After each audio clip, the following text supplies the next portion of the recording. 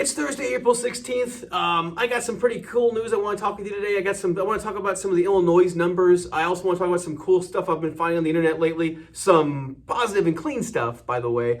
Stuff if you haven't seen, maybe you missed out, I want to point out to you. But let's start with some of the Illinois numbers. I actually prepared to do this earlier today, so I don't have today's numbers down. These are based off yesterday's numbers that were released yesterday afternoon. But what in the Illinois data, the thing I want to talk about is the percent increase in positive cases from the total number of positive cases that are being found. I've been getting this data. I don't like statistics. I had to take it twice in college, not because I failed it, but because of how I transferred from Waubonsee to Northern, that kind of stuff. So, but I still hate it, and I don't want to do it. So I got a source for this. Somebody that's local here in Geneva that's posting stuff on a blog page. I'll probably link it in some way, either YouTube or Facebook or something or other. If you're interested to see what this guy's posting about, be warned though, he's kind of opinionated about certain things. But he's got some pretty cool data. So anyway, the number I want to talk about here is, like I say, is percent increase in positive cases. So like over the last, we're seeing a progressive increase in the number of positive cases in Illinois, but this statistic is the percent increase from day to day. And if you look at the data, the percent increase is actually getting smaller. So if I look at this little sheet I have for the last week, on April 8th, the percent increase in positive cases was 11.3%. From April 7th to April 8th, there was an 11.3% increase in positive cases.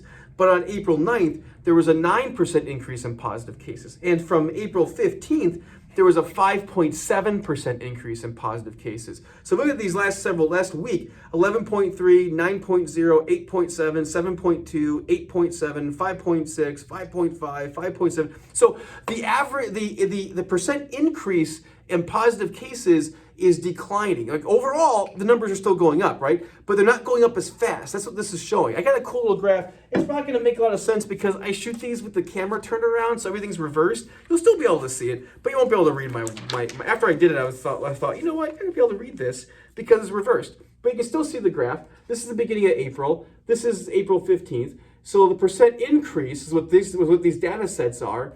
Percent increase on April 1st was like 16.7%, I believe.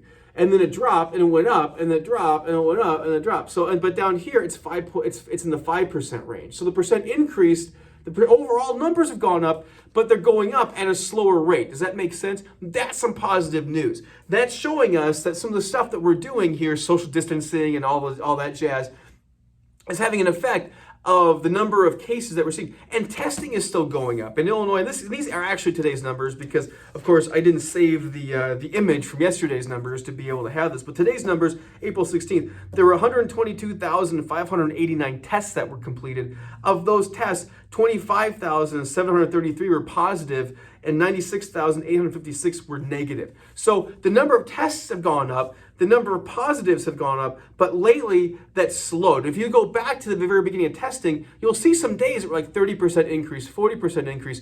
So the percent change has been steadily dropping, not going up. So we're not seeing like a big spike in numbers of cases that have it. You'll think testing is kind of slowing a little bit, but that could be a nature of people, not as many people presenting with symptoms that need to be tested. So some pretty cool positive things going on there in the Illinois numbers. Some really kind of great news in terms of what the impact of social distancing and staying at home and all that stuff has done. So getting to the second thing, and now that I think about it, a lot of the resources I had to talk about were actually on this phone right here that I'm talking into. So I have to kind of pull some of this from memory. But a few things I kind of want to discuss if you're on the internet, right? Which you're on the internet right now. But if you're on the internet and you're kind of, you might be seeing some of these cool things that I've seen. Like I think I mentioned a little bit ago, a couple weeks ago, about how Trisha Yearwood and Garth Brooks did a live concert. That stuff's kind of cool. But if you kind of really dig into the internet, you'll find some artists are doing some stuff like some live things. They're recording like separate but together. Some live performances of their music. Some cool stuff. I'm a fan of Bare Naked Ladies. It's a band that was kind of like, it had like a bigger heyday like in the late 90s, early 2000s. Little fun story. I was thinking about this as I was thinking about this video, but I actually really first heard them live at the 1998 Q101 Jamboree. If you're kind of my age-ish, you might remember Q101, local alternative rock radio station. They used to put these big jamborees, they called them. They actually had them at the World Music Theater in Tinley Park. It's got a different name now. I don't know what it is. But like I had some friends and kind of introvert. They had to drag me to it in a way, convince me to come with it. I'd have fun. It was a great time. They were there. I got interested in that band there. The Foo Fighters headlined it. Some bands that I really enjoy, that I still enjoy, I got exposed to them there. It was really kind of fun concert. Had a blast. I'm really glad those people that I friends at the time like pulled me into that, made me go, because it was ended up being like a memory that I cherish here pretty good. Anyway, so the Bare Naked Ladies, like their current band members, they've been doing some together but separate, right? It's not together physically, but together the four of them been playing some of their music and putting them on YouTube together. So kind of cool stuff like that.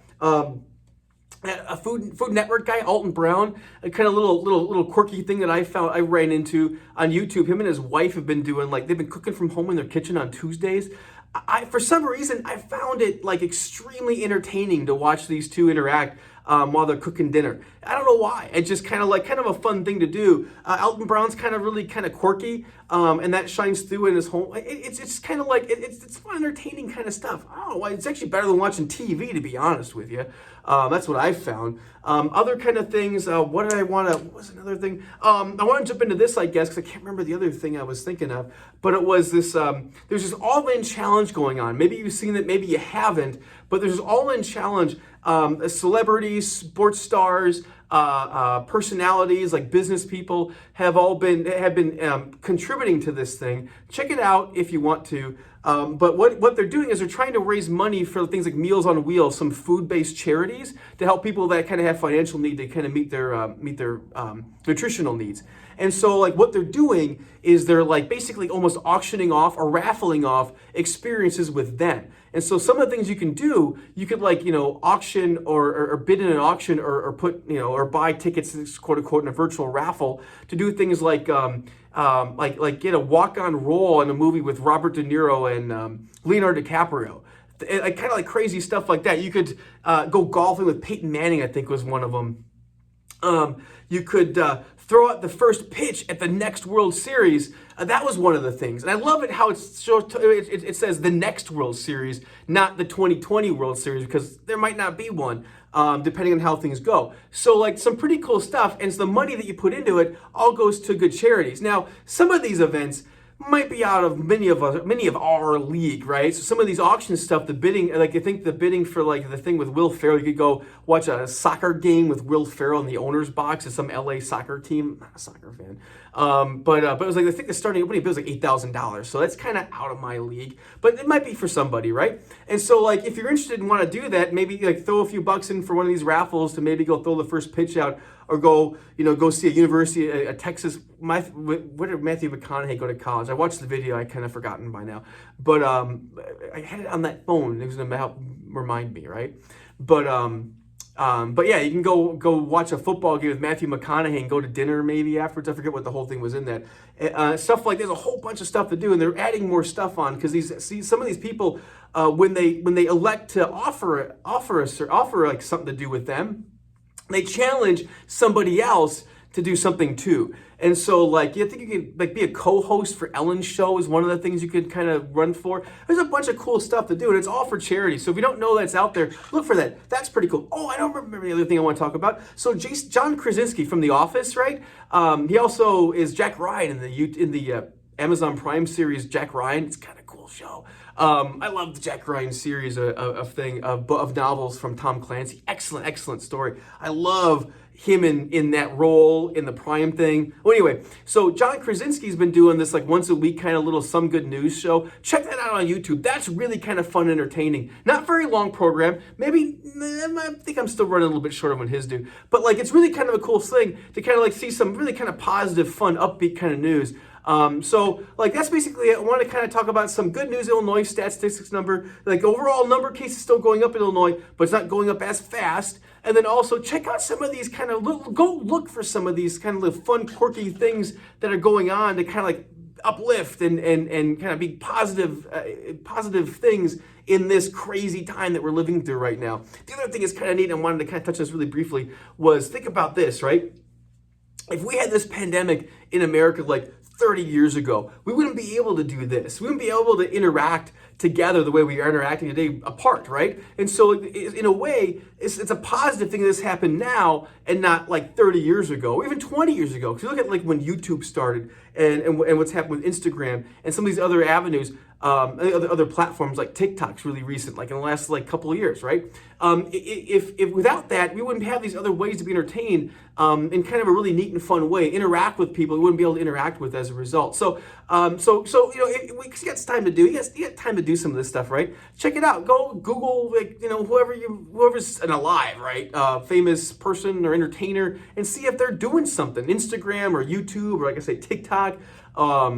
Facebook, whatever, Twitter, and see if they're kind of doing some live little performances online. They might be, it's kind of fun stuff, but it's a cool opportunity, things to do. So anyway, that's us. We're here, we're open, we're seeing patients.